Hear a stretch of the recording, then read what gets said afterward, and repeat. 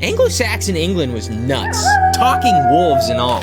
So in the 9th century, before England was officially England, it was this patchwork of rival kingdoms like Northumbria, Mercia, Wessex, and East Anglia. While they bickered, the Vikings rampaged, pillaging and making life generally miserable for everybody. Apparently, Vikings didn't have horns on their helmets, so I'm not sure where that came from. Enter King Edmund of East Anglia, devout Christian ruler who, in 869, found himself up against the infamous and savage Ivar the Boneless and his great heathen army. The Vikings overpowered Edmund's forces and demanded him to submit and renounce his faith.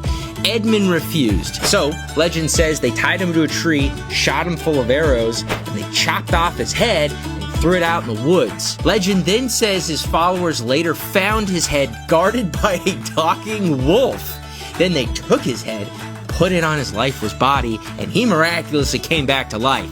Peak medieval drama, y'all. St. Edmund was then later buried at what became known as Bury St. Edmunds, because, of course. Though Edmund lost his kingdom and his head, he gained legendary status, proving that in Anglo-Saxon England, dying was just the beginning of your legend. Follow along for more.